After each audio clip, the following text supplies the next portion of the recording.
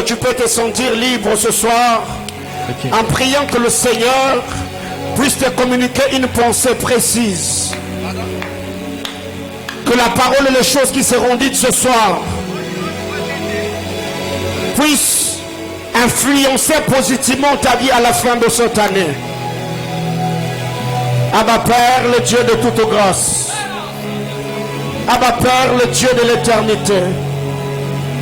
Abba Père, le maître des esprits. Dans le nom de Jésus, Seigneur, nous te prions ce soir. Manifeste-toi, ô Dieu. Révèle-toi, ô Dieu. Agis puissamment, ô Dieu. Bénis nos vies, ô Dieu. Plaise à toi, Seigneur éternel, de répandre ton huile sainte sur ma vie, afin que je sois à mesure éternelle de bénir ton peuple ce soir. Ma prière devant ton trône de grâce, et tu me donnes le mot et le verbe qu'il faut. Bénis-nous, Seigneur éternel, tout en glorifiant Jésus-Christ, le Fils de ton amour. Seigneur éternel, que chacune des paroles qui sortira de ma bouche ce soir, Seigneur éternel, Dieu de gloire, soit infusée de la vie, afin de pouvoir, éternel Dieu de gloire, édifier ton église. Seigneur, je prie que tu bénisses les internautes, que tu bénisses, éternel Dieu de gloire, ceux qui sont dans cet auditoire. Que ta grâce et ta faveur, éternel Dieu Tout-Puissant, sont manifestes. Au nom de Jésus-Christ, notre Sauveur, nous avons ainsi prié avec les multiples actions de grâce. Amen. Alléluia.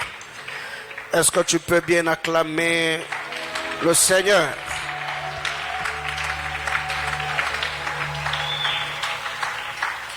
Que le Seigneur nous bénisse abondamment. Je vous salue au nom précieux de notre Seigneur Jésus-Christ. Pouvez-vous m'aider à saluer votre voisin? Aidez-moi à saluer ceux qui sont à vos côtés. Alléluia. Et je vais vous demander de faire un petit exercice. Donc, ceux qui sont de l'autre côté, si on peut traverser,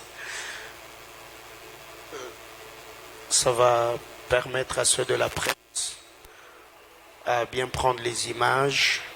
Ceux qui sont de l'autre côté également, si devant vous, il y a une chaise vide, on peut juste nous déplacer, avancer afin de permettre à ceux qui viendront un peu en retard à ne pas faire beaucoup de mouvements.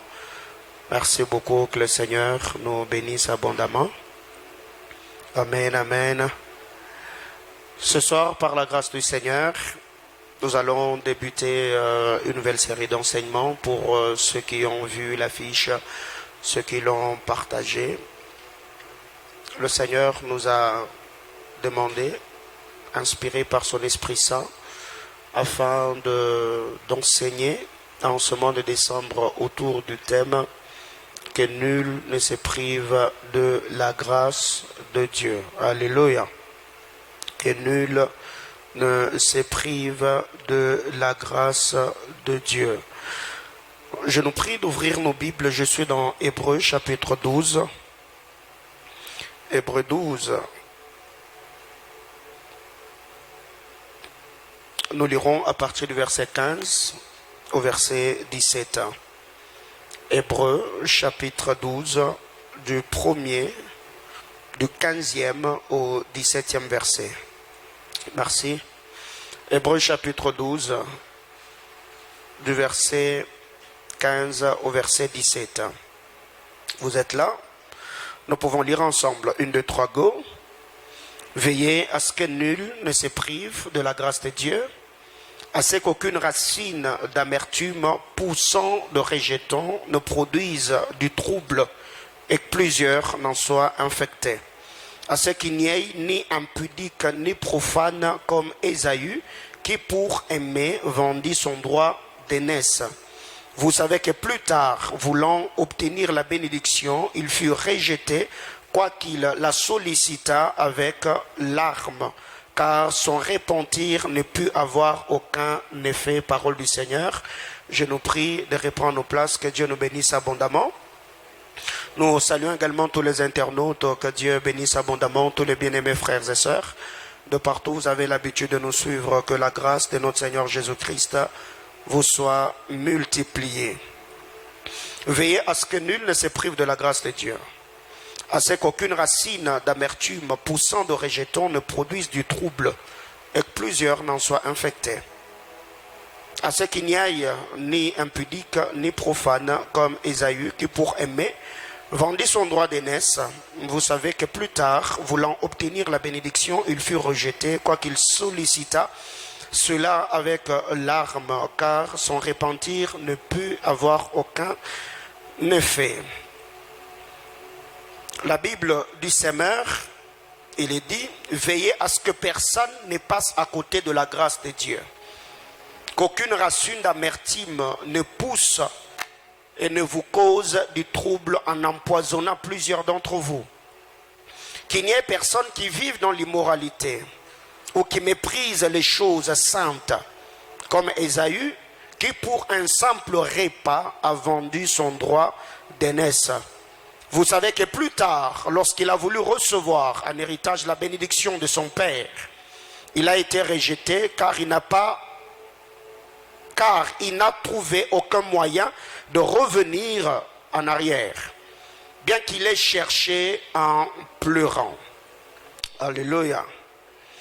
Eh bien, après avoir enseigné tout le mois de novembre autour du thème « Comprends-tu ce que tu lis ?»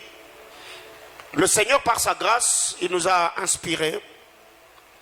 Il nous a demandé d'enseigner l'Église en ce mois de décembre autour de notre thème que nous avons tiré d'Hébreux chapitre 12, le verset 15, que nul ne se prive de la grâce de Dieu. Aujourd'hui, je vais introduire par la grâce de Dieu et je crois que le dimanche, nous irons dans les eaux profondes selon la mesure de grâce. Car ce soir, en tout cas, je sens vraiment qu'il y a une très forte onction de la prière. Et nous nous efforcerons par la grâce du Seigneur à poser les bases aujourd'hui, après quoi nous allons prier un moment. En lisant la parole de Dieu dans l'épître aux Hébreux, le verset 15 introduit avec un avertissement. Veillez. Il y a déjà de prime abord ce que nous devons retenir. Quand l'écrivain de l'épître aux Hébreux est en train de parler, parce qu'on ne peut pas dire que c'est l'apôtre Paul, il y a ceux qui disent que c'est Paul, il y a d'autres qui disent que c'est Marc.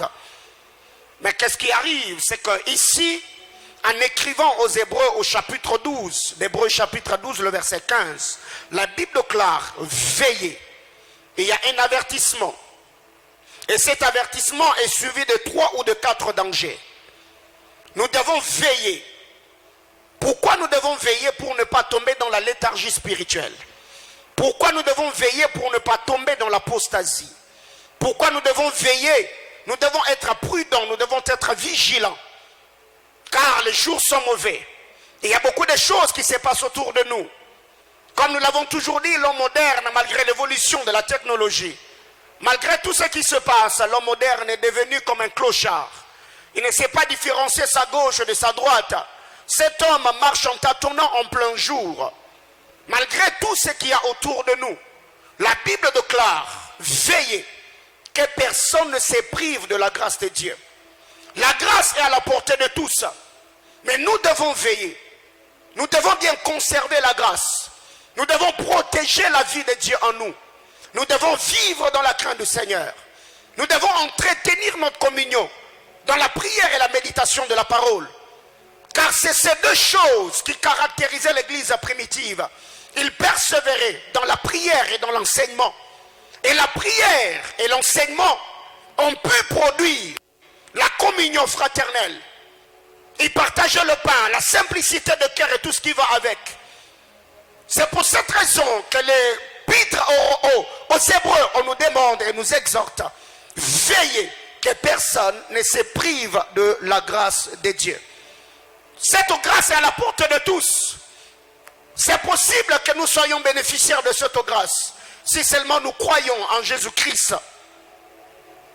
Mais après avoir cru en lui, pour ceux qui sont déjà en Christ, nous ne devons pas nous contenter d'avoir reçu le Seigneur, mais nous devons, bien au-delà, entretenir notre communion. Nous devons nous maintenir dans la sainte et glorieuse présence de Dieu de par l'obéissance à sa parole. Deuxième chose, la Bible déclare, veillez, veillez, que nul ne se prive de la grâce de Dieu. La Bible du Seigneur nous dit, veillez, que personne ne se détourne de la grâce de Dieu. Parce que se détourner de la grâce du Seigneur est suivi de conséquences néfastes. Il y a de retombées négatives qui accompagnent ou se manifestera dans la vie de tous ceux qui se détournent de la grâce du Seigneur. La Bible déclare que personne ne se détourne de la grâce de Dieu. Car se détourner de la grâce de Dieu fera à ce que la racine d'amertume puisse pousser de rejetons. Dès que cette racine poussera de rejetons, ça produira des troubles. Plusieurs seront infectés. Et ça mènera le croyant dans l'immoralité. Ça peut sembler être pas grand-chose. Mais quand vous lisez, vous prêtez attention à cette portion d'écriture, vous allez vous rendre compte que c'est détourné de la grâce de Dieu et suivi des conséquences ou des retombées pas bien. La Bible déclare veillez. C'est un avertissement apostolique. Veillez. Que nul ne se prive de la grâce de Dieu. Donc, tous ceux qui sont dans la maison de Dieu doivent bénéficier de la grâce. Mais se détourner de cette dernière fera à ce que nous ne puissions pas en jouir ou en être bénéficiaires. Que la racine d'amertume poussant de rejetons, la racine d'amertume départ les détours de la grâce n'est pas stérile. Elle poussera de rejetons. Après que la racine d'amertume est poussée de rejetons, ça produira des troubles. Et plusieurs seront infectés. Alors qu'est-ce qui arrive? En lisant la parole de Dieu dans Deutéronome chapitre 29, le verset 18 et le verset 19, le frère Moïse donne ce même conseil. Il demande aux enfants d'Israël à ne pas se détourner de la grâce de Dieu, à ne pas désobéir à la loi de Dieu, à ne pas abandonner les commandements ou les préceptes du Seigneur.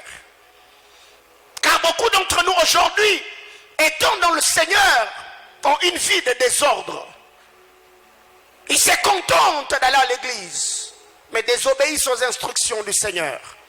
Plusieurs se contentent d'être connus des hommes de Dieu, mais ils se foutent de leur intimité et leur communion avec le Seigneur. La racine d'amertume a des conséquences néfastes. Et vous allez vous rendre compte que cette racine ne peut pas pousser là où la grâce de Dieu agit. C'est quand nous nous détournons de la grâce que le diable prendra le relais.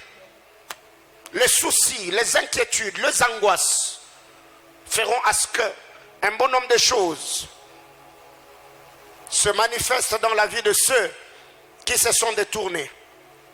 La racine était cachée, la racine était enfouie. Mais le fait de se détourner de la grâce du Seigneur, la racine va commencer à bourgeonner. Après avoir donné des bourgeons, la racine va se révéler par des actes bien sûr. Après avoir fait cela, ça va causer des troubles dans la communauté ou encore dans l'assemblée de saints. Après ces troubles, plusieurs seront infectés. Ou encore l'immoralité, l'impudicité, la débauche, l'abandon de la foi, l'apostasie, la léthargie spirituelle sera manifestée dans la vie de plusieurs. Bien aimé, ce que nous devons retenir, c'est que le mal est subtil. Elle a la subtilité dans la vie du péché ou dans la consommation du mal, car nous l'avons toujours dit, le péché est succulent dans sa consommation, mais très amer dans sa digestion. Quand on pêche, c'est beau, c'est succulent. Mais la digestion du péché est très amère. C'est comme le rouleau que Ézéchiel avait avalé. Quand Ézéchiel explique, il dit le rouleau dans sa bouche était doux comme le miel. Mais dans ses entrailles, c'était amer. C'est ce qui arrive. Quand Adam et Ève ont touché à l'arbre défendu, ils ne savaient pas qu'après, ce que Satan avait dit, ils allaient être plongés dans le remords, le souci, le stress et les angoisses. Donc nous devons faire très attention. Négliger à extirper le mal de notre cœur ou de notre vie ne nous atteindra pas seulement nous, mais ça atteindra également tous ceux qui sont autour de nous. Car ta vie ne tourne pas qu'autour de ta personne. Il y a plusieurs personnes qui dépendent de toi. Il y a plusieurs vies qui sont attachées à ta destinée. La question que je me suis toujours posée, imaginez-vous que Joseph était tombé au charme de la femme de Potiphar. La famille de Jacob, l'Égypte tout entière, quelle allait être leur sort. Bien-aimés dans le Seigneur, imaginez-vous que Esther en son temps s'était aventurier avec les jeunes gens de son quartier. Elle n'allait sûrement pas être choisie malgré sa beauté. Et si Esther ne se retrouvait pas dans la cour royale, Israël, comment ils allaient s'en sortir avec l'édit du roi départ, la haine de Naaman. Il y a un moment avant de poser les actes, on ne doit pas penser seulement à nous.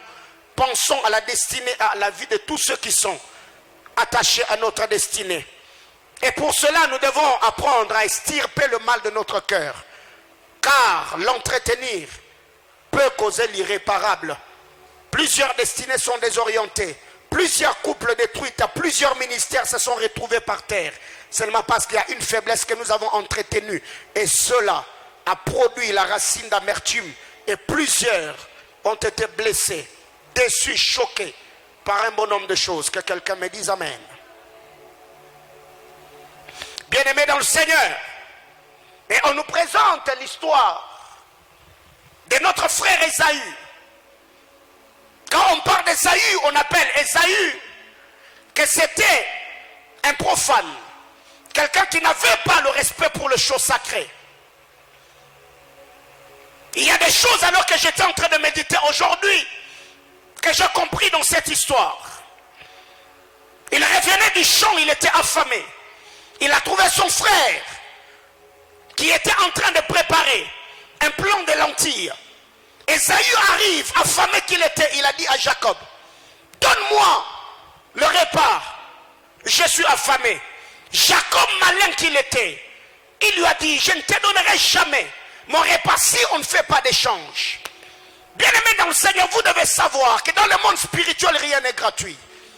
Tu peux vendre ta destinée à cause des choses qui n'ont pas le poids spirituel dans la balance de la destinée. Il a vendu le futur à cause du présent.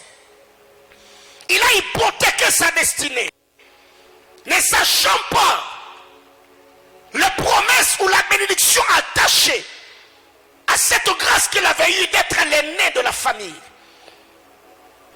Et bien comment ça allait se passer?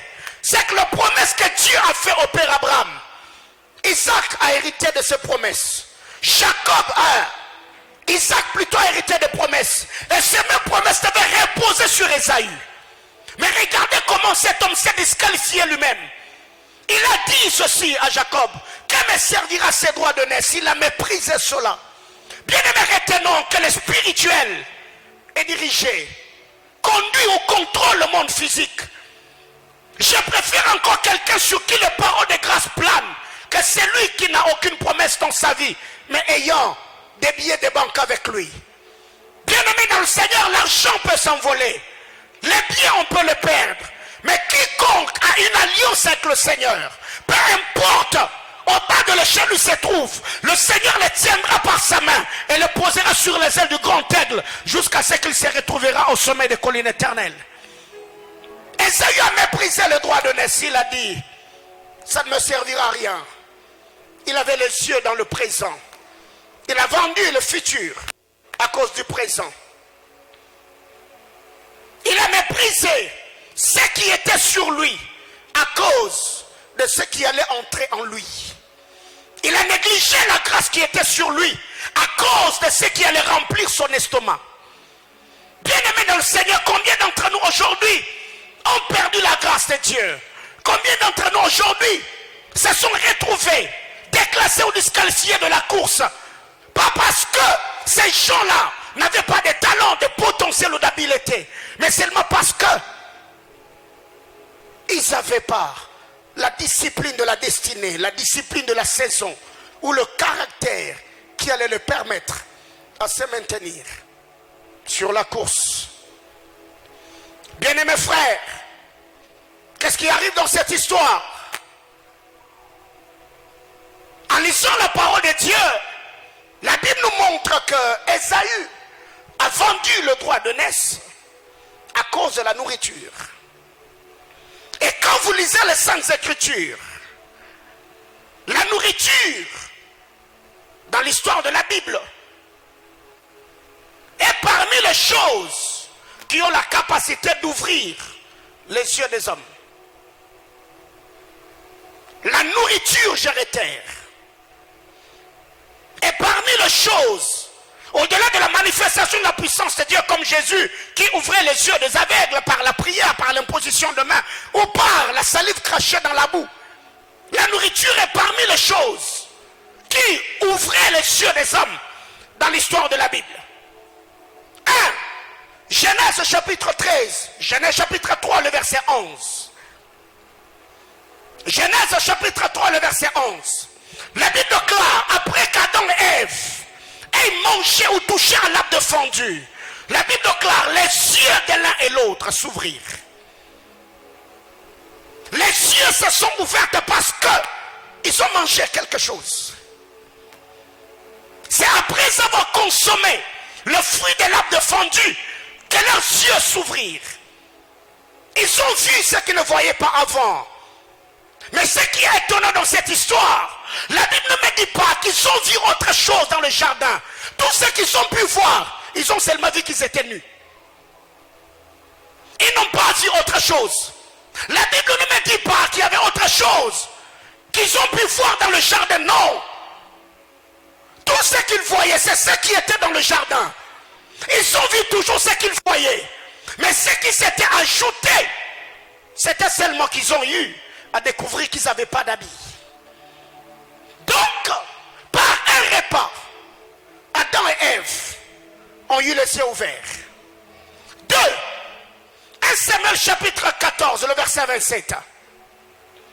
1 Samuel 14, 27, la Bible déclare, Gédéon est entré dans la forêt. Il a trouvé le miel. Il a avancé son bâton, il a pris le miel avec le bâton qu'il avait en main. Et quand il a goûté au miel, la Bible déclare, ses yeux s'éclaircissent. Dans d'autres versions, on dit, il a pu voir clair. Dans d'autres versions, on dit, ses yeux s'ouvrirent. Mais la question que je me suis posée, est-ce que Jonathan était-il aveugle? Non, Jonathan voyait. Mais parce qu'il a touché au miel, la Bible précise que les yeux de Jonathan s'ouvrirent. La nourriture est parmi, ou le repas, la nourriture est parmi les choses qui ouvrent ou qui ont pu ouvrir les yeux des hommes dans la Bible. Prête-moi ton attention. 3.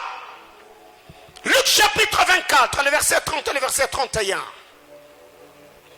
Les disciples sur le chemin d'Emmaüs, ils étaient là en train de s'entretenir avec le bien-aimé Sauveur. Parlaient avec Jésus. Jésus les expliquait les Écritures. Leur cœur brûlait au-dedans d'eux. Mais ils n'arrivaient pas à reconnaître que la personne avec qui ils étaient en train de parler, c'était Jésus. Jusqu'à ce qu'ils sont arrivés dans la maison. La Bible déclare, Jésus a pris le pain, il a rompu le pain. Quand ils ont touché ou consommé le repas spirituel, la Bible déclare, leurs yeux s'ouvrirent.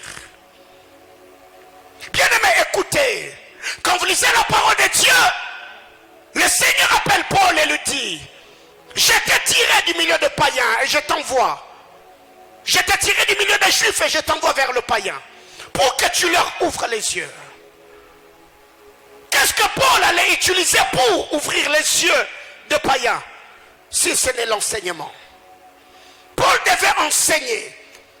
Il devait expliquer le mystère ou interpréter les énigmes afin que ceux qui avaient les yeux voilés, ceux qui avaient les écailles sur les yeux, que leurs yeux puissent s'ouvrir. Bien aimé, il est important, là où la bonne interprétation des Écritures est, la bénédiction du Seigneur coulera à flot. Là où l'Écriture est très bien comprise, même notre service sera efficace devant le Seigneur. Car nous l'avons dit le dimanche, je crois même la semaine, que la connaissance doit précéder le culte. Selon le texte de Proverbes qui dit, un homme qui détourne l'oreille de la loi, même sa prière, est en abomination à l'Éternel. Donc c'est lui qui écoute la loi, c'est lui qui reçoit les instructions, le précepte du Seigneur. Il servira Dieu de manière équilibrée et son service sera efficace. Et cela lui attirera la bénédiction dans sa marche avec le Seigneur. Bien-aimés frères, Adam et Ève ont eu les yeux ouverts parce que Satan, le serpent ancien, avait glissé un enseignement. Et le renseignement le poussa à poser des actes. C'est quoi l'acte posé? Ils se sont approchés de l'arbre de la connaissance du bien et du mal. Ils ont cueilli le fruit. Bien-aimés frères, ta vie sur la terre des hommes prendra la forme des enseignements qui tombent dans tes oreilles. Ta destinée aura la couleur des messages que tu entends. Car Jésus a dit, vous êtes devenus purs à cause de la parole que vous avez entendue. Ta vie aura le standard de l'autel à laquelle tu es attaché. Quand tu exposes ta vie à un autel, bien aimé dans le Seigneur, cela, ce ne sont pas seulement des paroles qui pénètrent tes oreilles. C'est également des paroles qui sont en train de laver, de parfumer ta destinée, jusqu'à ce que tu entres de manière glorieuse en possédant les choses que le Seigneur t'a promises par sa grâce. Avant de recevoir l'enseignement du serpent, Adam et Ève ne pouvaient pas s'approcher de l'arbre défendu, l'arbre de la connaissance du bien et du mal. Mais quand le diable est venu, il a enseigné, il a glissé son enseignement dans l'absence du Seigneur. Ils ont posé un acte. Alors la question que je me pose, pourquoi malgré les enseignements que nous donnons, l'église est oisive, les gens ne réagissent pas? On peut parler de l'évangélisation. Après avoir parlé, on reste le même, on est indifférent. Il y a des choses qui se passent autour de nous. Il y a des âmes qui meurent. Il y a des gens qui abandonnent la foi. Il y a des gens qui ne fréquentent plus le lieu de culte.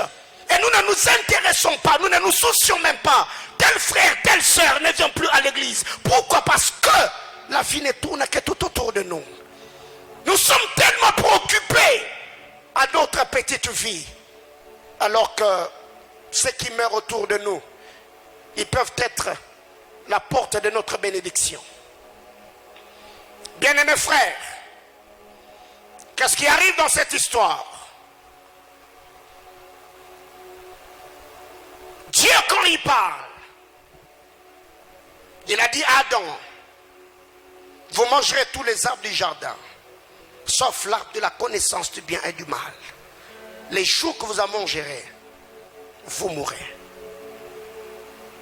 Adam a mangé. Adam n'est pas mort. Il est sorti du jardin. Il a connu Ève, sa femme. Ils ont eu Caïn, ils ont eu Abel, ils ont eu Seth, ainsi de suite. Mais ce n'est pas parce que Abel vivait et qu'il était en vie. La vie spirituelle, il avait perdu. La gloire, l'autorité qu'il avait, il ne l'avait plus. Eh bien, Adam est devenu un être mortel. Il a été délocalisé. Il a connu la déportation. Bien-aimé dans le Seigneur, un homme lépreux, la première des choses qu'il perdait, c'était son héritage. Quand un lépreux est atteint par la lèpre, la première des choses que les lépreux perdaient, c'était l'héritage. Les Le lépreux était obligé de quitter sa maison et vivre dans l'éloignement de peur de contaminer ceux qui étaient là. Autrement dit, quitter sa maison, abandonner ses biens, c'était une déportation. Et vous devez savoir, aucun homme qui vit dans le péché ne jouira de son héritage. Tout pécheur est un homme déporté. Et ce que j'aime, la Bible déclare, oh mon Dieu, il s'est fait qu'après avoir péché, Adam et Ève sont allés se cacher derrière les arbres du jardin. La question que je me suis posée, Adam, l'arbre que vous avez touché, c'est un autre arbre. Mais pourquoi vous vous êtes fait des vêtements avec d'autres arbres? Bien, mais écoutez, les conséquences du péché n'est pas bon. Ils ont touché à l'arbre de la connaissance du bien et du mal. L'arbre les a ouvert les yeux, mais l'arbre n'a pas pu les protéger. Parce que la Bible ne dit pas qu'après avoir touché à l'arbre défendu, Adam et Ève s'étaient cachés derrière l'arbre qu'ils avaient mangé. Bien aimé, écoutez, la personne avec qui tu pêches aujourd'hui, il peut être une occasion de chute pour toi demain. Parce que tu ne sais pas là où la parole de Dieu ira les toucher pour se confesser. Quelqu'un comprend de quoi je parle? Alors qu'est-ce qui arrive? La Bible déclare, la voix du Seigneur parcourait le jardin. Et je me suis posé la question, normalement, Moïse devait nous dire, au temps du soir, l'Éternel était en train de parcourir le jardin. On ne parle pas de l'Éternel, on parle de sa voix. Or, la voix de l'Éternel est un homme. Quelqu'un comprend de quoi je parle? La voix de l'Éternel était un homme. Ce qui fait que quand Ésaïe prophétise, il a parlé de la voix de l'Éternel. Et nous avons vu l'incarnation de cette voix en un homme que nous avons appelé Jean-Baptiste. Il s'est dit, je suis la voix qui crie dans le désert. Donc la voix de l'Éternel était un homme qui était en train de rechercher un Adam perdu. Et vous devez savoir, frère, dans le jardin d'Éden, aussi longtemps que Dieu était un Naziréen, le Seigneur ne pouvait pas s'approcher d'un homme. Car le péché, c'est la mort. Le salaire du péché, c'est la mort, nous dit l'apôtre Paul. Un Naziréen ne pouvait pas s'approcher de cadavres. Un Naziréen ne pouvait pas s'approcher des morts. Il a fallu que le Seigneur quitte la carapace du Naziréen et qu'il devienne un sacrificateur. C'est dans la dimension de la sacrificature que Dieu a pu tuer l'animal prophétique afin d'habiller Adam. Mais Dieu, dans sa dimension de Naziréen, il était éloigné de l'homme parce que le péché était déjà entré. Ce n'est pas un Naziréen qui t'a sauvé. C'est lui qui a fait que tu deviennes enfant de Dieu et un sacrificateur. Il est descendu, il a payé le prix sur le bois de la croix. Il a versé de son sang afin que tu lui appartiennes. Et nous devons comprendre que c'est un privilège que d'avoir un sauveur comme le bien-aimé Jésus-Christ. C'est un privilège. Bien-aimé frère, et en lisant la parole de Dieu, dans Éden, on n'avait que deux arbres. L'arbre de la connaissance du bien et du mal. Il y en avait plusieurs. Mais parmi tant d'autres, les arbres importants dans le jardin, il y en avait deux. L'arbre de la connaissance du bien et du mal. Mais quand j'ai eu le temps de lire la parole de Dieu, dans le livre de Deutéronome chapitre 6, le verset 10 et le verset 11, Moïse était un prophète alors qu'il était en train de parler. Moïse m'a dit, Paulin, écoute, à Canaan, il n'y avait pas beaucoup d'arbres. À Canaan, il n'y avait que deux arbres. Lisons la parole de Dieu. Deutéronome chapitre 6, le verset 10 et le verset 11. La Bible s'explique elle-même. L'Éternel ton Dieu te fera entrer dans le pays qu'il a juré à tes pères, à Abraham, à Isaac et à Jacob, de te donner. Tu posséderas des grandes et bonnes villes que tu n'as point bâties, des maisons qui sont pleines de toutes sortes de biens, et tu n'as point rempli, des citernes creusées que tu n'as point creusées. Ok, les deux arbres sont là. Des vignes et des oliviers que tu n'as point plantés. La question question que je me suis posée, Moïse, écoutez. Quand vous lisez la parole de Dieu, la Bible nous dit, Salomon étant roi, étant prophète, Salomon a parlé des arbres, commençant par le cerf du Liban, jusqu'à l'hysope qui sort de la muraille. Mais comment Moïse, lui, il nous dit qu'à Canaan, il n'y a que 2 arbres. Moïse nous parle de la vigne, Moïse nous parle de l'olivier. Or, quand vous lisez la parole de Dieu, la vigne est le seul arbre dans la Bible qui, son fruit, est capable de déshabiller un homme. Quelqu'un ne m'a pas compris. Dans le jardin de Dieu, nous avons un arbre qu'on a appelé l'arbre de la connaissance du bien et du mal. Toucher à cet arbre-là va te déshabiller, parce que l'habit d'Adam, c'était la gloire que le Seigneur lui avait donnée. Et quand Adam a touché à l'arbre de la connaissance du bien et du mal, Adam s'est vu dénudé. Il a fallu que le Seigneur intervienne, qu'il puisse emprunter l'habit de quelqu'un d'autre pour couvrir la nudité de l'homme. Et quand vous lisez la parole de Dieu, dans cette histoire, en lisant la Bible, en parcourant les Écritures, j'ai vu que le seul arbre dans la Bible dont son fruit est capable de déshabiller un homme, c'est la vigne. Je parle de Noé. La Bible déclare Noé, quand il est sorti, il a planté la vigne. Il a touché au fruit de la vigne. Après avoir, oh mon Dieu, oh mon Dieu, oh mon Dieu, oh mon Dieu. Après avoir touché à l'arbre défendu, à l'arbre, au vin, au raisin de la vigne, Noé s'est retrouvé dans sa tente. Et qu'est-ce qui arrive dans cette histoire?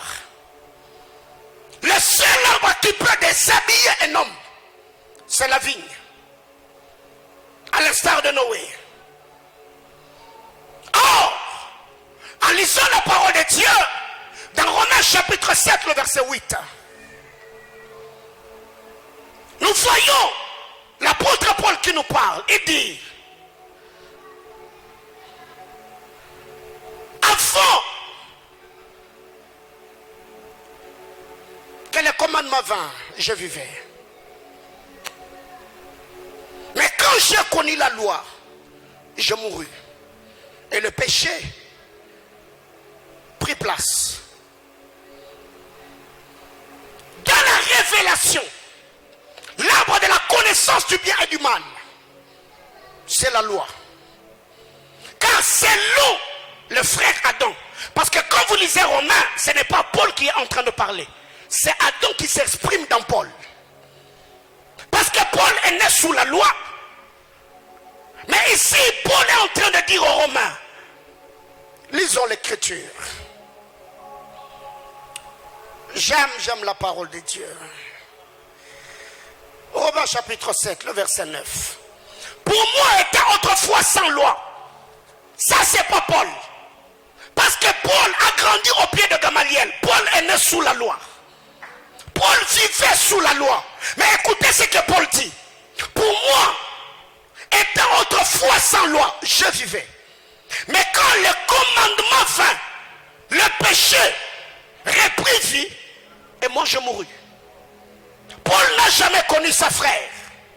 C'est Adam qui était en train de s'exprimer en Paul. Car dans le jardin de Dieu, Adam a connu les deux dispensations. Il a connu la grâce et il a connu la loi. Alors suis-moi très bien mon ami, je t'amène quelque part avant que nous puissions nous tenir devant le trône de Dieu pour prier. Donc si nous devons bien comprendre les choses, c'est que la vigne a un rôle à jouer. De la même manière que l'arbre de la connaissance du bien et du mal a pu déshabiller un homme ou le dépouiller de sa gloire. Et le jour que le père Noé a touché à la vigne, Noé s'est retrouvé dénudé. Donc nous voyons ici Moïse, encore Adam, il touche à l'arbre, il perd la gloire. Noé touche à la vigne, il se dénude. Et quand Adam parle, il dit non. Si je me suis retrouvé nu, ce n'est pas parce que j'avais touché à un arbre. C'est parce que j'avais connu les commandements. Donc c'est la connaissance de la loi qui révèle à l'homme ce qu'il est réellement. Car quand vous allez au buisson ardent, ce n'est pas l'intensité du feu qui a changé Moïse, mais c'est la voix qui est sortie du buisson qui a pu changer l'homme. Car le buisson étant allumé, Moïse avait la lèpre dans le cœur. Le buisson étant allumé, Moïse avait le sandal au pied. Mais c'est quand Dieu a parlé, quand la voix est sortie du buisson, que Moïse s'est rendu compte que les lieux sur lesquels il se tenait étaient une terre sainte. Bien-aimé dans le Seigneur, un homme peut être exposé à la manifestation, la démonstration de la puissance de Dieu. Aussi longtemps que le Seigneur n'ouvre sa bouche pour parler, ce dernier ne sera jamais sauvé. Le salut ne vient pas par la démonstration seulement, mais c'est quand la démonstration est accompagnée de la parole, de l'instruction du Seigneur, que cela pénètre le cœur et nous transforme à l'image de Jésus-Christ, le Fils unique de Dieu. Qu'est-ce qui arrive? Alors la question que je posais à Moïse, si dans la révélation, selon le texte que nous avons lu, l'arbre de la connaissance du bien et du mal, c'est la vigne. Alors expliquez-moi Moïse, l'arbre de vie sera quoi? Et cela que Moïse me dit, Paulin, écoutez, l'arbre de vie n'était pas un arbre, l'arbre de vie était un homme. L'arbre de vie était un roi. L'arbre de vie est un roi. L'arbre de vie est un sacrificateur. L'arbre de vie est un prophète. L'arbre de vie est un sauveur qui donne la vie ou le salut éternel. Si par la connaissance du péché, Adam s'est retrouvé chassé du jardin, c'est en touchant à l'arbre qu'il allait vivre éternellement. Donc l'arbre qu'il devait toucher n'était pas un arbre, c'était un homme ou encore un roi. C'est ainsi que je suis rentré dans Deutéronome 6. Si à Canaan Moïse n'a parlé que de la vigne, c'est que l'arbre de la connaissance du bien et du mal, c'est l'olivier. Ne me lapidez pas. Juge chapitre 9, le verset 9. La Bible déclare, les arbres sont allés vers l'olivier, les demandants ou les suppliants qui deviennent le roi. L'olivier prend la parole et dit, écoutez, laissez-moi tranquille. Est-ce que moi, Olivier, je dois renoncer à mon huile qui réjouit le cœur de Dieu et me donne les hommages des hommes? Donc, Olivier n'était pas un arbre, Olivier était un roi.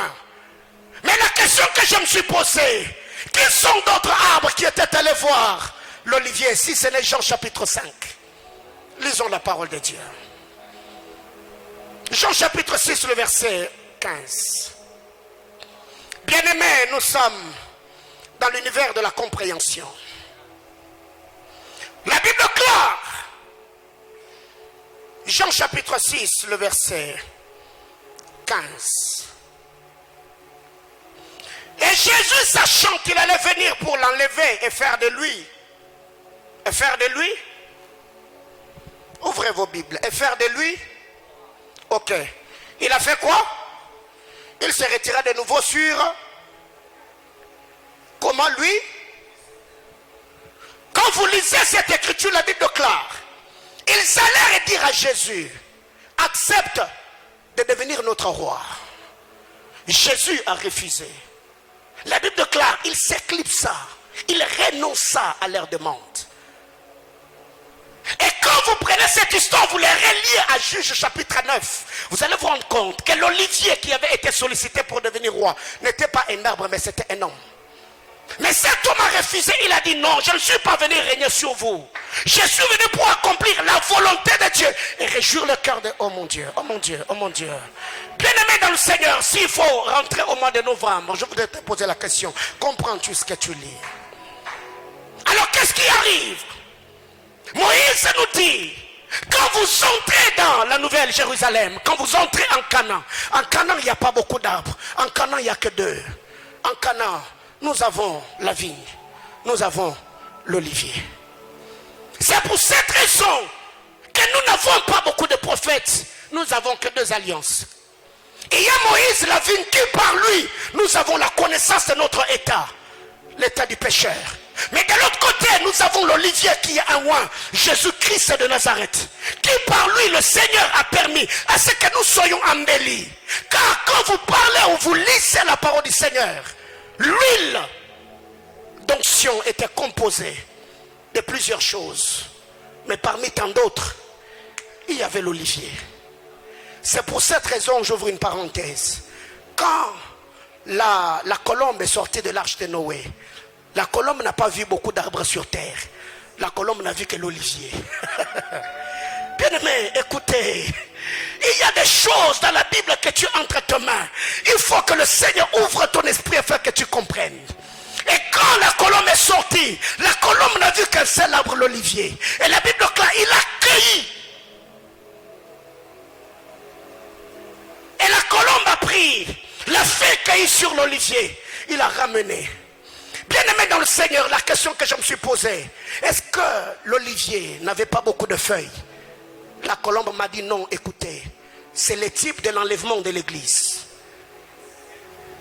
Là, l'arche de l'alliance devient l'éternité. La colombe est un oint qui est sorti afin de pouvoir racheter un peuple pour l'amener de l'autre côté. Et là, ça nous ramène dans l'histoire de cet homme qui avait 100 brebis. Il a perdu une brebis, il a pris le 99. Il est monté avec pour le placer en un lieu sûr avant de sortir à nouveau. Car quand vous lisez la parole de Dieu, la colombe, après avoir amené la feuille de l'olivier dans l'arche, la colombe est sortie et la colombe est partie. Bien aimé, écoutez, quand vous lisez la parole de Dieu, lisez la parole, priez, demandez à Dieu, Seigneur, illumine les yeux de votre cœur, car le but des Écritures est de rendre témoignage. Le but de l'Écriture est de parler de Jésus, et de présenter Jésus, et de glorifier Jésus. C'est pourquoi dans cette église et dans cette maison d'alliance, nous avons pour but de célébrer le Seigneur Jésus-Christ dans les Écritures. Faire parler les Écritures pour que le Fils de Dieu puisse rester assis sur le trône. J'entends quelqu'un me dire amen. La manière de le dire est stressant. Donc, j'étais en train de dire que dans la Bible, la nourriture ouvre les yeux des hommes. Car tout nourrisse, il doit avoir deux choses. Ou il doit avoir les seins d'une mère. Quand je parle de sang, je parle de la poitrine. Excusez-moi le terme. Tout nourrice doit avoir la poitrine d'une mère. Il doit avoir la poitrine droite et la poitrine gauche. Tout nourrice. Mais ça, c'est ce que la fille de Pharaon n'avait pas. Quand la fille de Pharaon a récupéré Moïse, sa poitrine était sèche. Elle ne pouvait pas allaiter Moïse parce qu'elle n'avait pas l'enseignement. C'est lui qui avait la poitrine qui pouvait allaiter Moïse. C'est celle qu'il avait portée pendant 9 mois. Bien aimé dans le Seigneur, écoutez. C'est lui qui peut veiller sur nous. Et c'est lui qui a senti les douleurs de l'enfantement. C'est pour cette raison quand l'apôtre Paul recommande cet enfant qu'il avait rencontré en prison, il a dit à Philémon, reçois Onésime, car autrefois Onésime était inutile, mais depuis qu'il m'a rencontré, Onésime est devenu utile à moi et à ton frère. Et j'étais en train de dire, tout nourrice doit avoir la poitrine d'une mère, la poitrine droite et la poitrine gauche.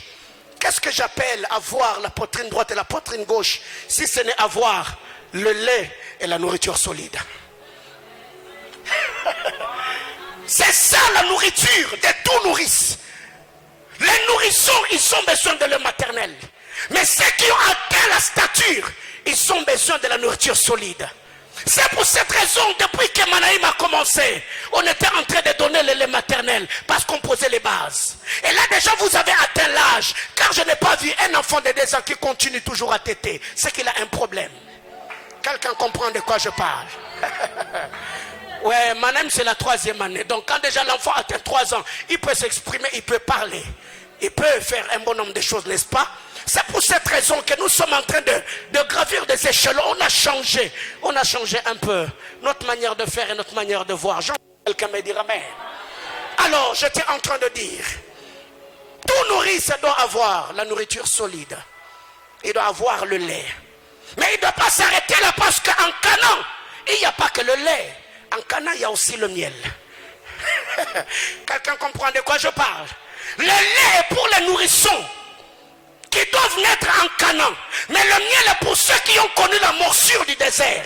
Et ils ont besoin du miel parce que le miel doit extirper le poison dans leur corps. Écoutez frère, il y a des hommes, oh mon Dieu, oh mon Dieu, oh mon Dieu. C'est pour ces choses que Dieu nous a appelés au ministère. J'entends quelqu'un me dire amen. Qu'est-ce qui arrive?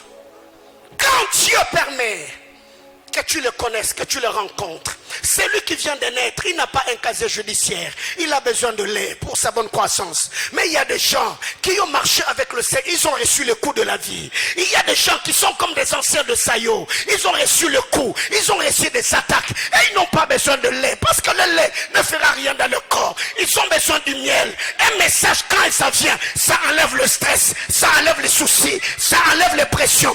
Du haut de cet hôtel, ma prière est levée de mon cœur et que les choses que je suis en train de dire deviennent c'est des substances pour ta croissance. Que Dieu te donne le lait, que Dieu te donne le miel, que Dieu te donne le lait et qu'il te donne le miel. J'entends quelqu'un me dire amen. Ok. Que Dieu te bénisse. Alors, c'est dans la Bible, nous avons vu 3 types de nourriture qui ont ouvert les yeux. 1, il y a le fruit.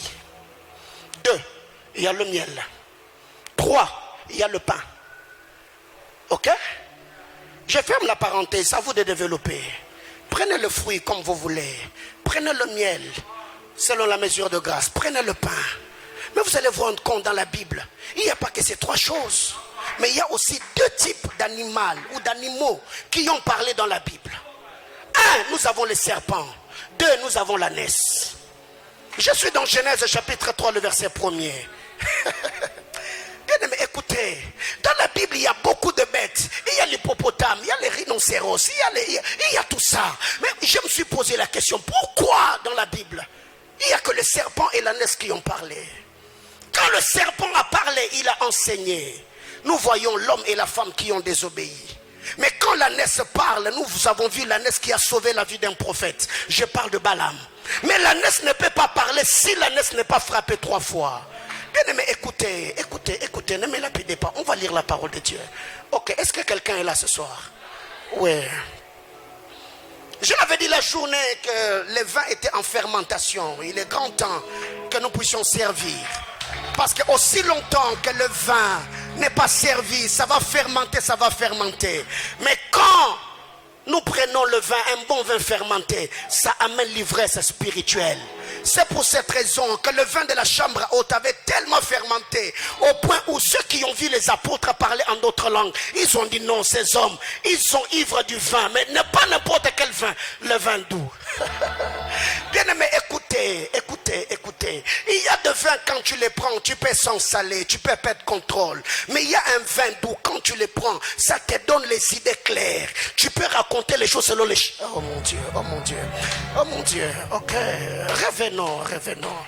Genèse chapitre 3, le verset 1er. Genèse 3, le verset 1er. Nous avons toujours appris que les lions et le roi, dans la jungle, c'est les lions. Mais je me suis dit, écoutez, comment est-ce que les lions s'est tué? Il a laissé la place au serpent d'enseigner. Le serpent, le premier enseignant parmi les bêtes de champ, le serpent a enseigné. Et nous voyons comme conséquence, l'homme a désobéi. L'homme a été dépouillé. Bien-aimé dans le Seigneur, tout loin n'est pas à écouter. Tout message n'est pas à recevoir. Ton oreille est la porte de ton âme. Tu dois devenir dur avec toi-même et avoir le discernement et savoir quoi recevoir, quoi consommer et quoi ne pas consommer. Car le serpent est un prophète. C'est pour cette raison, quand vous lisez la parole de Dieu, Jésus arrive à Golgotha. Les soldat romain vient avec la lance, il le perce au côté. Il a répandu l'eau et le sang. Ça, c'est ce qu'un vrai ministre de Dieu peut. L'eau et le sang.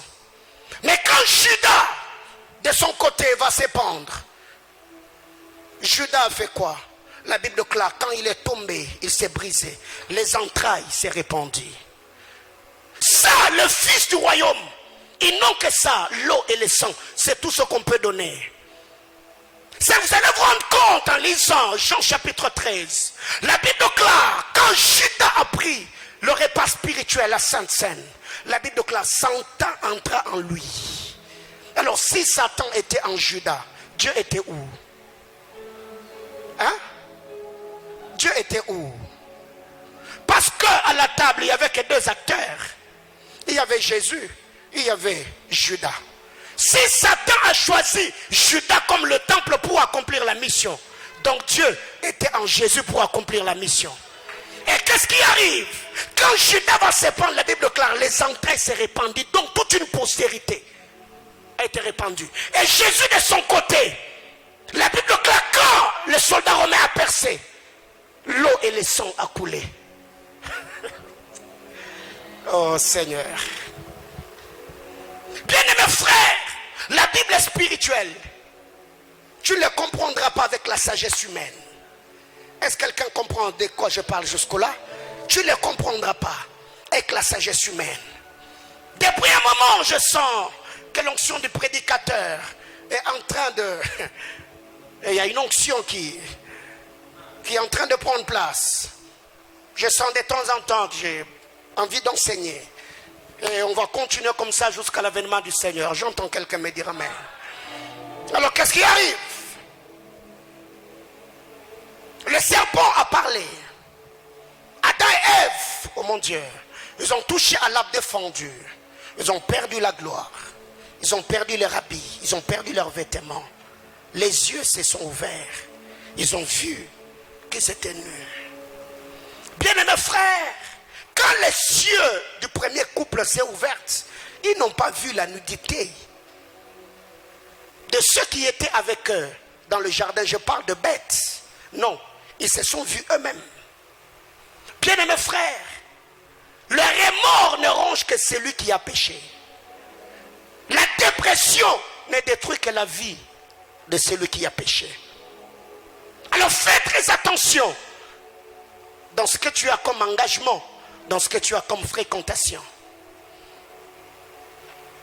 Qu'est-ce qui arrive? La Bible déclare, le serpent a parlé, n'est-ce pas? Le serpent a parlé. Il a parlé dans le jardin d'Éden. L'homme a touché à l'arbre défendu. Il s'est retrouvé en dehors du jardin.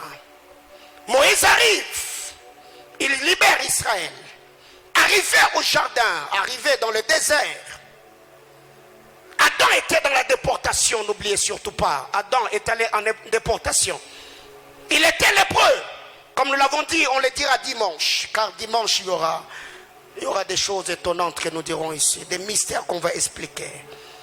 Adam étant un lépreux, quand Dieu est venu, il a dit, Adam, Adam, où es-tu? Adam devait déclarer sa lèpre. Il a dit, je suis nu. Dieu lui a dit, parce que tu as fait cela, regarde, regarde, regarde. Adam est allé en déportation. Il a quitté son héritage. Il a quitté le jardin. Adam est sorti. Et là, Israël sort de l'Égypte.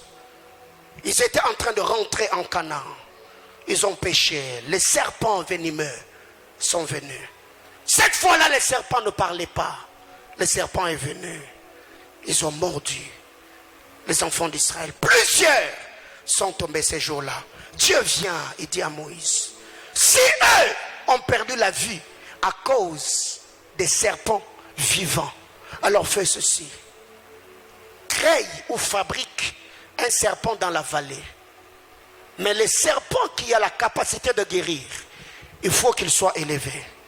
Tu le placeras sur une perche. Alors quiconque se forcera pour regarder à ces serpents-là aura la vie sauve. Qu'est-ce que Dieu voulait communiquer aux enfants d'Israël? Que vos regards ne soient pas sur terre. Soucis, inquiétude, stress, le manger, le boire, malgré les morsures, élevez les yeux. Car en regardant le serpent sur cette perche, c'est alors que vous recevrez la guérison. Bien-aimés frères, Dieu quand il est venu, c'est la présence du serpent de rein qui a anéanti les ministères des serpents venimeux. Quelqu'un comprend de quoi je parle? C'est la présence de la lumière qui chasse les ténèbres. Ne luttons pas, ne nous attaquons pas, ne nous contredisons pas. Si peut-être toi tu n'es pas d'accord, ouvrons la Bible. Nous n'avons plus le temps de se toucher. Non, luttons avec les Écritures. Car Satan et Jésus au désert, Matthieu chapitre 4, ils ont eu le temps de s'entretenir autour des Écritures. Il est écrit, il est écrit, il est écrit, il est écrit. Et je suis en train de croire que le temps est en train d'arriver où le Seigneur va répandre plutôt une onction de la connaissance des Écritures comme jamais nous l'avons connu dans le corps du Christ et au sein de notre nation. Bien-aimés dans le Seigneur, Dieu est en train de shifter, amenant l'Église dans une autre dimension pour que nous atteignions la stature de Christ avant la venue de notre bien-aimé Sauveur. 2. L'ânesse a parlé. L'ânesse a vu l'ange. L'ânesse a commencé à fuir. L'ânesse a fui 3 fois. Et Balaam n'a rien fait. Le premier déplacement de l'ânesse, Balaam était patient. Le deuxième déplacement, le troisième déplacement, Balaam a pu réunir toute sa patience. Il a frappé l'ânesse 3 fois. C'est le troisième coup, quand l'ânesse reçoit, la bouche de l'ânesse est ouverte. Il dit, Balaam, ne suis-je pas toujours ton ânesse? L'ânesse que tu as toujours utilisée, l'ânesse que tu as toujours montée. Est-ce que je t'ai déjà fait ça? Balaam dit non. Mais pourquoi tu m'as frappé 3 fois? C'est là que l'Éternel a ouvert les yeux de Balaam.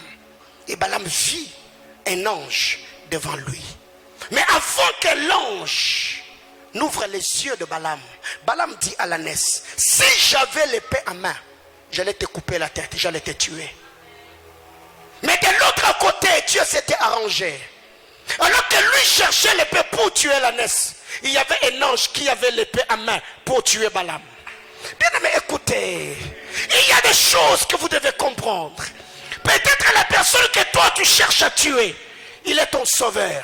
La personne que tu es en train de détruire, peut-être c'est lui la porte de ta destinée. Il faut avoir les yeux ouverts afin d'entretenir ta lampe.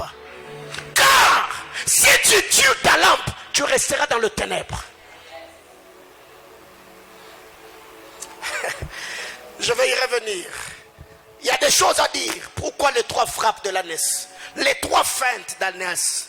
Il y a des mystères à expliquer. Je descends car, comme je vous ai dit, nous devons prier. Quand vous lisez la parole de Dieu de Genèse à Apocalypse, la Bible est un livre des hommes et des femmes qui ont trouvé grâce devant Dieu. S'il faut que je le dise, je dirais que la Bible est un livre de grâce. De Genèse à Apocalypse, la Bible est un livre de grâce. Alors je reviens sur le thème que nul ne se prive de la grâce de Dieu. Dieu n'a pas dit je vous priverai de ma grâce. C'est qu'il y a des hommes égoïstes qui eux-mêmes se privent de la grâce de Dieu. Bien aimé, écoutez, on est tous humains, mais tous on n'est pas humains. Excusez ma tautologie. On est tous humains, mais on n'est pas tous humains. Tu es homme, je suis homme. Ce n'est pas parce que moi et toi on est homme que tous on est hommes. Il y a des hommes et il y a des hommes. Il suffit juste de comprendre. Les hommes providentiels de ta destinée est attaché à ces gens-là. Dieu est partout. Dieu ne bénit pas partout. Il y a des hommes qui se sont déviés de leur destinée parce qu'ils se sont déconnectés de leur homme providentiel. Bien-aimés frères, quand vous lisez la parole de Dieu, vous allez vous rendre compte qu'il y a beaucoup d'hommes dans la Bible. On parlait d'eux quand ils étaient attachés à certaines personnes. Depuis seulement qu'ils se sont éloignés, leur histoire s'est arrêtée. N'est-ce pas? Est-ce que dans la Bible, après le départ de Démas, est-ce qu'on a encore parlé de lui? Non. Quand Démas est parti, Timothée a pris le relais. Alors il faut faire très attention. Il y a des hommes qu'on n'abandonne pas. Il y a des hommes qu'on ne quitte pas. Il y a des amis avec qui on ne doit pas se séparer. Parce que cet homme-là est la lampe de ta destinée. Quand tu es à ses côtés, ta vie et ta destinée brillent. Bien aimé frère, ce n'est pas parce que vous avez le même âge que vous êtes appelé à faire la même chose. Non, non, non, non, non. Il y a des hommes qui ont ton âge, mais spirituellement parlant, il peut être à ta couverture. Quelqu'un comprend de quoi je parle? Alors, je parle de 4 ou 5 petites choses. Je m'arrête là, on va prier. Donc, j'étais en train de dire qu'aujourd'hui, j'étais venu poser des bases pour que tu comprennes le cheminement de cette série d'enseignements, comment ça va se passer. La Bible est un livre de grâce. L'ancienne alliance avait plusieurs défauts. Je ne saurais pas ici étaler tous les défauts de l'ancienne alliance. Mais pourquoi dans l'ancienne alliance, le salut n'était pas total? Parce que dans l'ancienne alliance, c'était du donnant-donnant. C'était du donnant-donnant. Tu donnes les sangs, Dieu t'accorde le pardon. Le pardon dans l'ancienne alliance n'était pas gratuit. C'est que quand tu pêches, tu dois présenter le sang pour que Dieu te pardonne. Mais quand le Seigneur est venu dans la nouvelle alliance, tu n'as rien donné. Même si tu donnais $1 million, cela ne vaut pas le sang de Jésus. Même si tu tuais 1000 bœufs comme Salomon, cela ne vaut pas le sang de Jésus. Dans l'ancienne alliance, plusieurs personnes n'avaient pas accès au pardon de Dieu parce que Dieu était exigeant. Dieu était carnivore. Quand tu pêches, tu donnes le sang, Dieu t'accorde le pardon. Mais quand vous lisez la parole de Dieu, Dieu par sa grâce, il est venu, il n'a pas demandé le sang, il a donné son propre sang. Autrement dit, Dieu s'est satisfait lui-même. Là où le sang des taureaux, les sangs des tourterelles, les sangs des pigeons, les sangs des boucs n'ont pas pu satisfaire le cœur du Créateur, son propre sang a pu le satisfaire. Deuxième vérité, le Père dans l'ancienne alliance sacrifiait des bêtes pour accorder le pardon. Mais dans la nouvelle alliance, nous sacrifions les hommes et nous les présentons devant Dieu afin qu'ils obtiennent le pardon. Quand vous lisez la parole de Dieu, ceux qui travaillaient au temple continuent toujours dans les rituels mosaïques. Mais au Jourdain, l'apôtre Jean n'avait pas le cuivre de rein. Il n'avait pas l'autel de parfum, il n'avait pas toutes ces choses. L'apôtre Jean, il était en train de sacrifier les hommes, car n'oublions pas que dans le jardin, dans les Jourdains, il y avait un autel. C'est que tous ceux, avant de monter sur l'autel, ils devaient d'abord recevoir l'enseignement. Ils devaient entendre la parole prêchée par Jean. Et la parole est en train de convaincre leur cœur. C'est ainsi qu'ils pouvaient entrer dans les Jourdains comme des bêtes à sacrifier. Ils montaient sur l'autel, passant par les eaux de baptême. C'est ainsi que le pardon était accordé. Mais eux n'avaient pas compris que la dispensation était en train de changer. Ça n'a pas changé quand le Christ est mort à la croix, non. Car le sacrificateur Zacharie, le père de Jean, au temple, il était en train de tuer les animaux. Il tuait les bêtes. Mais qu'est-ce qui arrive? Quand Jean arrive, Dieu lui dit non, toi tu ne vas pas servir au temple, toi je t'envoie au désert. Autrement dit par Jean, Dieu a ramené Israël à la case de départ. Qu'est-ce que l'Écriture nous dit? Écoutez la voix de l'Éternel. Je vous ai tiré hors d'Égypte, vous amenez dans le désert pour faire quoi? Pour parler à vos cœurs.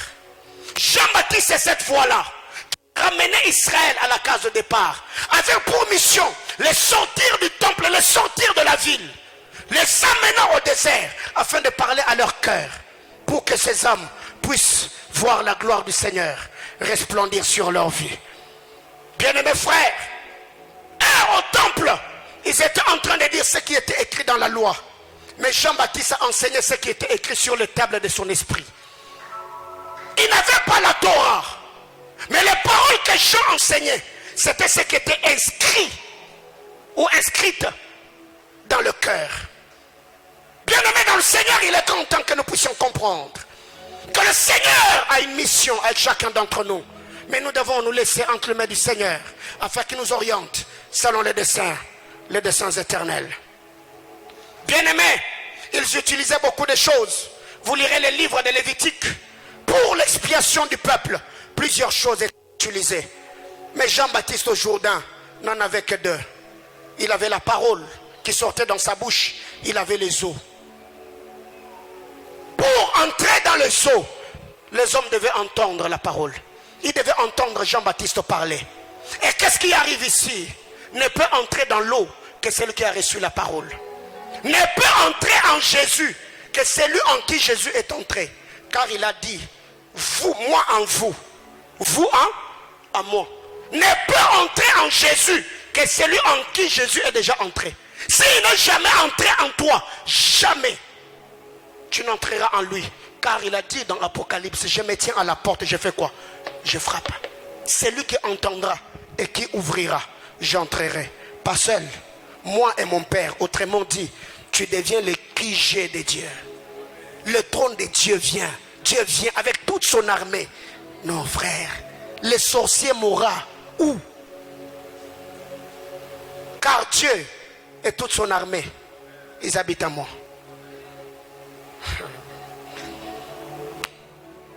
Je m'arrête. Quand vous lisez la parole de Dieu, Proverbe chapitre 25, le verset 17. Proverbe 25, le verset 17. La Bible déclare, ne mets pas trop les pieds dans la maison de ton prochain, de peur qu'il te haïsse. Ne mets pas trop le pied dans la maison de ton prochain, de peur qu'il te haïsse. J'ai posé la question à Salomon. C'est quoi la maison du prochain? Et qui est celui qui mettait toujours ses pieds dans la maison du prochain pour qu'il soit haï? Salomon m'a dit, Paulin, j'étais un prophète qui annonçait ce qui allait venir. Qui est le propriétaire de la maison? C'est ce n'est Moïse. Qui est celui qui mettait la main dans la maison de son voisin qui fut haï? Si ce n'est Jésus. La maison de Moïse, c'est la loi. Lisez la parole de Dieu. La Bible déclare. Jésus, tout ce qu'il faisait. La maison de Moïse, c'était le synagogue. Parce que dans la synagogue, c'est Moïse qui était prêché. C'est Moïse qui était lu. Le fait d'être tout le temps dans la loi de Moïse, les Juifs l'ont haï. Salomon l'avait déjà prédit. Bien-aimé dans le Seigneur, mais par la grâce, Jésus-Christ est mort sur le bois de la croix. Il a versé son sang, afin que toi et moi, que nous ne soyons plus étrangers, que nous soyons citoyens du ciel, gens de la maison de Dieu. Si Moïse nous a privé sa maison, Dieu nous a construit un temple où quand nous y entrons, il n'y a pas de tribulation, il n'y a pas de persécution, il n'y a pas de rejet. J'étais en train de dire à quelqu'un, en Christ Jésus, il n'y a ni juif, ni grec, ni homme, ni femme, ni libre, ni esclave, car tous on est souverains, sacrificateurs, établis par l'alliance nouvelle, par la mort et la résurrection de Jésus-Christ sur le bois de la croix. Alors je voulais que tu dises à ton voisin, ne te prive pas de la grâce de Dieu.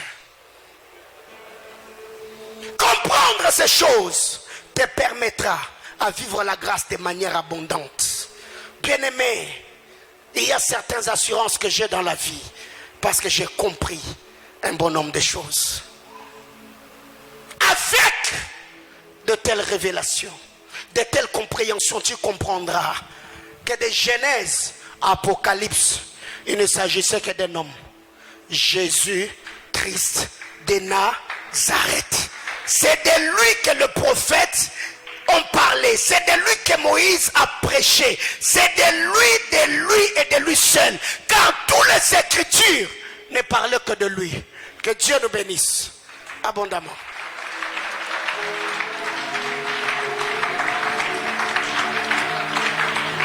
Alors là, nous avons à peu près 20 minutes On va prier le Seigneur. Et depuis que je suis entré, cette mélodie traversait mon esprit. Il est hors de question que tu passes sans me toucher. Il est hors de question. Il est hors de question que je sois privé de la grâce de Dieu. Il est hors de question que je sois comme ces champs qui a été privé de la pluie. Il est hors de question que je vive loin de la force du Seigneur. Il est hors de question. Est-ce que tu peux prendre une bonne position qui va te permettre à chercher Dieu ce soir? Bien-aimé dans le Seigneur, comprends que les Saintes Écritures ne parlent que de lui, Jésus-Christ de Nazareth.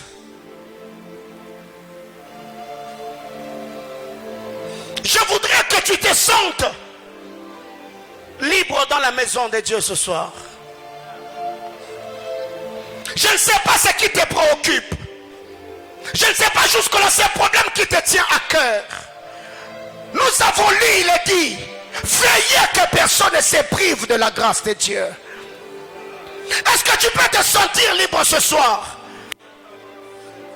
Peut-être pour toi la grâce n'est pas seulement le fait d'être en Christ, mais tu as besoin que Dieu te fasse grâce, qu'une nouvelle porte s'ouvre, que Dieu te donne la réussite.